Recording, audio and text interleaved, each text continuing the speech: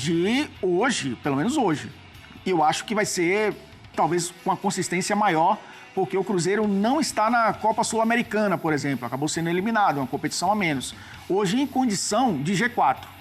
Eu acho que para brigar pelo título vai ter que mostrar um pouco mais de regularidade. A gente está falando aí de 11 rodadas, né, do Campeonato Brasileiro.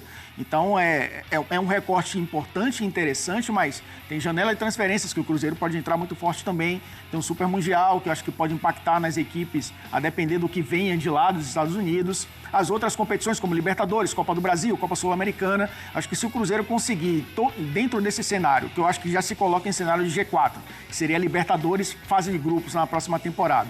Se conseguir manter uma consistência aí, a gente começa a apontar, sim, o Cruzeiro como um candidato a título brasileiro. Acho que até o torcedor do Cruzeiro não quer isso agora. E como sempre, a mídia nunca enaltece o Cruzeiro, mesmo vencendo o líder do campeonato, que agora perdeu, né?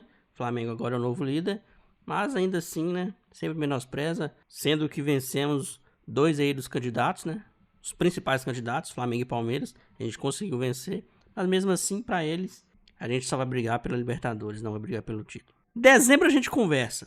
Esse foi só um pequeno trecho, vamos acompanhar aí a repercussão completa aí. Não deixe de se inscrever, já deixa aquele like e bora acompanhar o vídeo. Mas é claro que a gente vai começar falando desse encontro de palestras.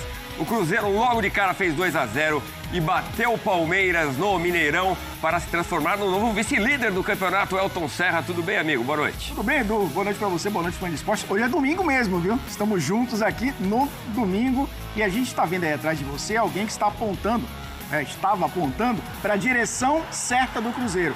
Cruzeiro que venceu o Palmeiras e que conseguiu aí mostrar que realmente mudou a chave. É uma equipe que no Campeonato Brasileiro vem muito bem e venceu um jogo dificílimo no Mineirão. 2-1 pro Cruzeiro, então. No final, o Palmeiras acabou descontando, né? Com o Alan que fez um gol lá Estevão, mas logo de cara foi isso aí. Caio Jorge fazendo 2 gols. Elton, não deu nem tempo, né? Intensidade do Cruzeiro começou com tudo. Sim, o Leonardo Jardim, ele quis fazer isso desde o início da partida porque sabia que o Palmeiras era um time que, se deixasse jogar, aos poucos ia ganhando o campo e certamente incomodaria mais o Cruzeiro. A proposta de fazer marcação-pressão, de tentar fazer o gol logo no início, foi algo bem planejado e foi bem executado também, né? E eu acho que foi em dobro até, Edu, porque 2 gols no início da partida, com 5 minutos, condicionou também o desempenho do Cruzeiro, que conseguiu fechar muito bem os espaços durante boa parte do jogo, e o desempenho do Palmeiras, que aí teve que sair mais cedo, né, para atacar, oferecendo também espaços para as finalizações do Cruzeiro. Primeiro tempo, inclusive, de muitas finalizações. Mas você viu ali que teve Cássio. Quando foi acionado, o goleiro cruzeirense garantiu lá atrás, né? No segundo tempo vai ter mais uma defesa importante. E que sonho que está vivendo a torcida do Cruzeiro, né? Que nessa temporada começou ali botando fé nos chavões, nos ídolos, nas grandes estrelas, né? A gente vai falar já sobre isso. O Dudu nem tá mais no elenco, o Gabigol acabou entrando porque o Caio Jorge sentiu uma contusão. Mas a gente vai vendo os lances aí dessa despedida do Estevão também, né, Elton? Que é uma coisa marcante. Agora o jogador vai pro Chelsea. Antes tem o Super Mundial pelo Verdão. Sim, jogou a partida inteira um pouco abaixo até, não foi o que se esperava dele. Até porque a marcação do Cruzeiro funcionou muito bem, né? O Kaique, que até deu uma assistência para um dos gols, muito bem fechando o lado esquerdo da defesa do Cruzeiro. Tinha muitas vezes a dobra ali o Lucas Silva ou o Wanderson, que cansou até por conta disso. O Estevão teve poucos espaços. O Leonardo Jardim, ele fechou muito bem um setor que ele sabe que seria perigoso para a defesa do Cruzeiro, mas é claro que a passagem dele pelo Palmeiras não se resume a esse jogo, né, Eduardo? Deixou uma marca importante, apesar do curto período, jogador muito jovem que agora vai desbravar a Europa, assim como foi com o Hendrick, assim como foi também com outros jogadores que saíram recentemente até da equipe do Palmeiras, da base do Palmeiras. O Estevão poderia assinar esse gol, né? Sim. Ali do lado dele e tal. Sim, a jogada também do Alan, que acabou fazendo o gol, entrou no segundo tempo, né, para tentar abrir a defesa do Cruzeiro, conseguiu aí marcar seu gol. E aí vem aquela história, né? Será que vem mais um aí? Será que é mais um jogador jovem que vai aparecer nessa equipe do Palmeiras? O Palmeiras, nos últimos anos, tem formado bons jogadores, né? Um está deixando, mas a base segue formando. Eu achei que você ia falar, e é aquela história do Palmeiras conseguir empatar, porque muita gente falou, Agora o Palmeiras vai para cima, porque não é raro, né? O Palmeiras conseguiu um empate nos últimos minutos. Porque esse time acredita até o final. Hoje não conseguiu, mas acreditou e conseguiu melhorar no segundo tempo em relação ao primeiro, né? Por isso que é muito mérito do Cruzeiro, né? Pelo jogo que o Cruzeiro fez, mostra a maturidade de uma equipe que está conseguindo se encaixar. É um meio-campo até bem leve de marcadores, né? Lucas Romero, Lucas Silva, 2 jogadores que ali fecharam muito bem os espaços. Os 2 laterais também bem consolidados na fase defensiva. O jogo aéreo do Cruzeiro melhorou bastante, o jogo aéreo defensivo, que era uma preocupação do seu treinador. Então, tudo isso ajudou para que o Cruzeiro tivesse méritos, né? Levou um gol do Palmeiras, é verdade, mas sustentou um resultado que muitos times não sustentariam, justamente porque o Palmeiras tem esse repertório ofensivo e tem essa questão mental, né, de acreditar até o final. Dessa vez não aconteceu. Você citou aí das mudanças do Cruzeiro, desde que um ídolo do Palmeiras, um ídolo histórico, o Dudu, deixou o Cruzeiro parece estar mais leve na temporada e, inclusive, em termos de desempenho, melhorado bastante. A gente precisa falar do trabalho do Leonardo Jardim, né? Realmente... Sim. Vai dando uma cara e um conjunto, né? Como o Lucas Silva é importante para esse meio de campo, por exemplo, né? Mas é o grupo mesmo, né? Você vê que não tem uma estrela. Fala, o Matheus Pereira joga muita bola, mas não é o cara. Quem está se destacando é o Caio Jorge, né? Sim. E esses 2 gols logo de cara, é engraçado que ele até no segundo tempo dá um chute torto. No primeiro tempo ele tenta um chute diante do meio de campo, que não dá em nada. Mas e daí, né? O começo dele foi arrasador, começo do Cruzeiro. E até que ponto que esses 2 gols logo de cara definiram o resultado da partida? Eu acho que encaminhou o resultado, porque, como eu falei, o Cruzeiro foi um time que se propôs a jogar dessa forma desde o início. E o Palmeiras sentiu um pouco isso. É claro que Abel Ferreira esperava um Cruzeiro, porque nos últimos jogos o Cruzeiro em casa tem sido assim. O Leonardo Jardim tem feito o Cruzeiro ser mais impositivo como mandante. Estava faltando isso para o Cruzeiro em casa também. Só que o primeiro gol talvez já condicionaria o posicionamento defensivo do Cruzeiro. Quando sai o segundo, aí é claro que gerenciar um resultado de 2-0 é sempre difícil, claro, no Campeonato Brasileiro, principalmente contra o Palmeiras, mas quando você tem qualidade e confiança para isso, as coisas acontecem. O Cruzeiro suportou uma certa pressão do Palmeiras, inclusive. Até mais no segundo tempo que no primeiro, né? O Palmeiras até depois do segundo gol começou a crescer no jogo e as mudanças feitas pelo Abel no segundo tempo para deixar a equipe mais ofensiva também, colocou o Vitor Roque, colocou o Paulinho, tentou deixar o time mais leve até para abrir a defesa adversária e o Cruzeiro se comportou muito bem defensivamente. Eu acho que condiciona sim fazer 2-0 no primeiro tempo porque você passa a testar muito mais o seu sistema defensivo, que é sempre colocado à prova nessa temporada e deu pelo menos uma amostra de que vai ser diferente daqui para frente. Cruzeiro decepcionante na Sul-Americana, Cruzeiro conseguindo aí, né, na Copa do Brasil também, trancos e barrancos, mas, de qualquer forma, no Campeonato Brasileiro, que era algo que vivia essa interrogação, vai brigar pelo quê o Cruzeiro com todos esses reforços? Todo mundo colocava como título. No meio da temporada, ou no início da temporada, passos atrás, porque é um Cruzeiro que não está pronto. Eu acho que agora está dando a resposta que todos esperavam lá em janeiro, mas não com os caras que chegaram, inclusive, né, para reforçar essa equipe.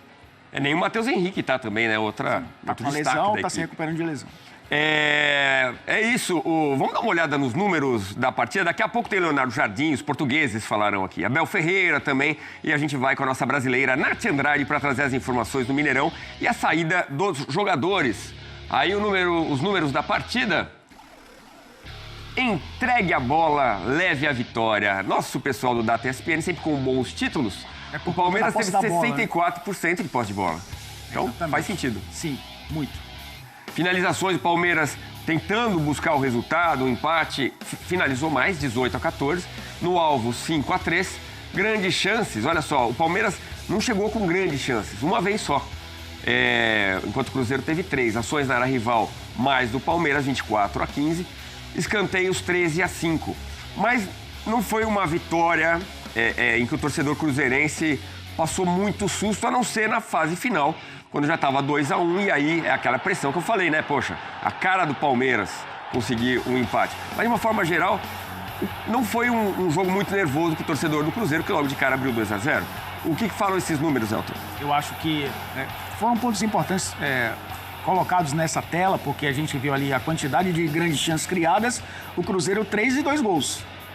Então foi um time muito eficiente lá na frente. E a quantidade de escanteios do Palmeiras, porque a bola parada do Palmeiras é muito forte. Então ressaltar esse quesito também é importante, né, pra gente trazer na análise. E como o Cruzeiro conseguiu lidar com 15 escanteios, né, e não sofrer nenhum gol. Porque a bola parada ofensiva do Palmeiras costuma fazer muita diferença. A gente sempre fica observando, né, o Palmeiras, quando não consegue encontrar espaço na defesa adversária, é uma bola longa, é um cruzamento para a área, é uma falta lateral, é uma cobrança de escanteio. O Cruzeiro conseguiu suportar isso muito bem.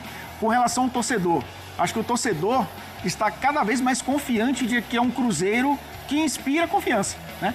Eu acho que a expectativa e a realidade estão se alinhando nesse momento, justamente porque o Cruzeiro vive uma situação no Campeonato Brasileiro de hoje, pelo menos hoje.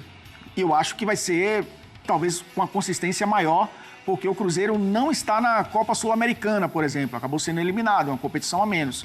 Hoje, em condição de G4. Eu acho que para brigar pelo título vai ter que mostrar um pouco mais de regularidade. A gente está falando aí de 11 rodadas, né, do Campeonato Brasileiro. Então é um recorte importante e interessante, mas tem janela de transferências que o Cruzeiro pode entrar muito forte também. Tem um Super Mundial que eu acho que pode impactar nas equipes, a depender do que venha de lá dos Estados Unidos. As outras competições como Libertadores, Copa do Brasil, Copa Sul-Americana. Acho que se o Cruzeiro conseguir, dentro desse cenário, que eu acho que já se coloca em cenário de G4, que seria Libertadores, fase de grupos na próxima temporada.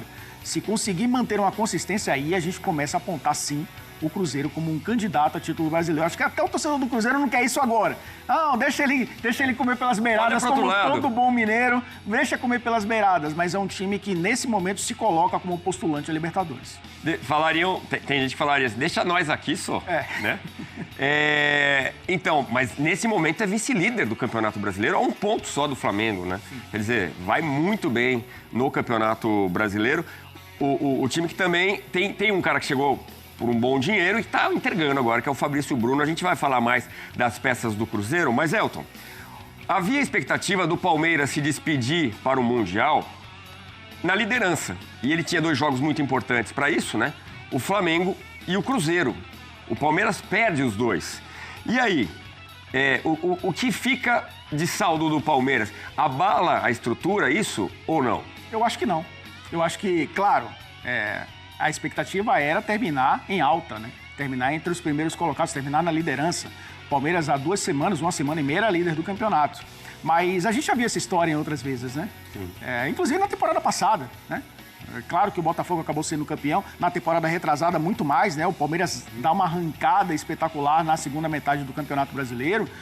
Eu acho que a questão é entender como o Palmeiras vai lidar com algumas saídas. E a principal delas, o Estevão. A expectativa é saber como o Palmeiras volta do Super Mundial como estrutura de ataque e como opções também. Como o Abel vai lidar com a saída de um jogador que tem sido fundamental. Muita gente critica por não ser decisivo em grandes jogos, mas é um cara que é importante muito nessa campanha de regularidade.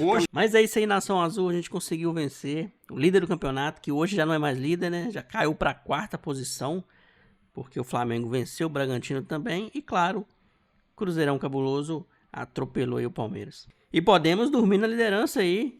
Próximo jogo, a gente vai jogar e eles não, né? Antes da parada pro Mundial, então a gente pode acabar dormindo na liderança aí por 1 mês. Vai ser muito importante, porque a gente sabe como o campeonato é difícil, então conseguir essa liderança aí, mesmo com um jogo a mais, será muito importante. E eu espero que o Cruzeiro vá lá e atropele. Conseguir essa liderança aí com uma grande vitória vai dar um ânimo muito bom aí. Até porque, provavelmente, essa parada vai ser mais benéfico para os outros times do que pra gente. Nunca é bom parar um time que tá ganhando. E com essa parada de 1 mês aí, vai esfriar o Cruzeiro, né? Vai esfriar os jogadores. Aquele ímpeto vai diminuir. Mas espero que o Leonardo Jardim mantenha aí o Cruzeiro lá em cima. Porque a gente precisa, né? Tem muitos anos já que o Cruzeiro não tá bem, né? Então tá na hora de dar essa alegria aí pra torcida. Então é isso, galera. Já deixa aquele like, se inscreve, compartilha aí com seus amigos, ative o sininho pra não perder nenhum vídeo. E é isso. Um abração pra todo mundo e até o próximo vídeo.